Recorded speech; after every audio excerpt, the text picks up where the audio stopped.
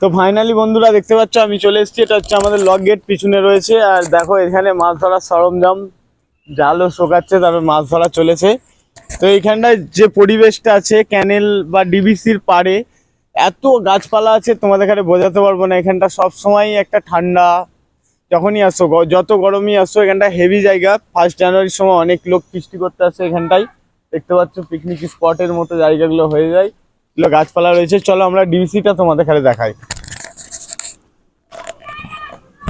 তো এটা হচ্ছে ডিবিসিটা, দেখতে পাচ্ছ এক টাইম যখন জল এদিকে কম থাকে তখন এটা আটকে দেওয়া হয়। এর গেটগুলো আটকে দিয়ে তখন জল এদিকে বাড়িয়ে দেওয়া হয়, এরকম পরিস্থিতি করা আছে। এগুলো খুব সুন্দর, এগুলো বহু পুরনো লক গেটটা। তোমরা দেখতে পাচ্ছ ইংরেজ টাইমে এখানে নাকি লঞ্চ স্টিমার চলতো। আমরা দেখিনি, কিন্তু আমাদের এটা গল্প শোনা যে এখানে লঞ্চ স্টিমার দাঁড়াতো। এটা হচ্ছে স্টিমার ঘাটটা, দেখা এখানটায় জাহাজ বোঝাই করে এসে এখানটায় আটকে দেওয়া হতো। এখানটায় থাকতো স্টিমার বা লঞ্চ যা চলতো তখনকার টাইমে। খাজনা ফাজনা এসব নাকি নিয়ে যেত, শোনা কথা, জানা নেই। তো এদিক থেকে দেখাও। এখন ওপরে ওটা নিষিদ্ধ করে দিয়েছে, আগে ওপরগুলো ওঠা যেত। এই গেটগুলো ঘোড়ায় যে এগুলো অপারেট করে সেই ওঠে এখন। একমাত্র এক টাইম আমরা আসতাম, এগুলোতে খুব খেলা করতাম। দেখো জলগুলো নামছে ওদিক থেকে স্রোত। এটা হচ্ছে হোয়েরা লক গেট।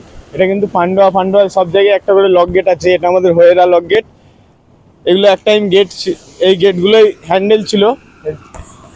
এই গেটগুলো এক টাইম হ্যান্ডেল ছিল, এগুলোকে এইভাবে ঘোরালে এই গেটগুলো খুলে যেত। এদিকে গেটটা দেখা, এই গেটগুলো খুলে যেত বা জাহাজ বা লঞ্চ যেগুলো আসতো সেগুলো পাস হয়ে যেত। আজকে দেখো প্রায় শেষ হয়ে গেছে, গেটগুলোর অবস্থা শেষ। এই হচ্ছে অবস্থা। দেখো এদিকে এখন জল কম আছে, তো ছিপ ফেলে মাছ ধরা চলছে। ওইদিকে দুটো দাদা ভাই মাছ ধরছে, দেখো ওদের দেখাও।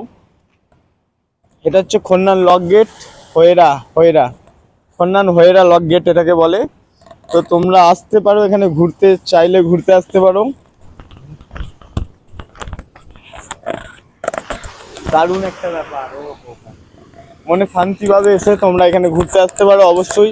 বা 1 জানুয়ারির সময় ওখানে ওইগুলো হচ্ছে ওই পারটা দেখা, ওই পারটা হচ্ছে পিকনিক স্পটের মতো। প্রচুর এখানে পিকনিক করতে আসে, 15-20টা টিম, 22টা টিম। এপারটা দেখা, এপারে দেখতে পাচ্ছ প্রচুর বাবলা গাছ আছে।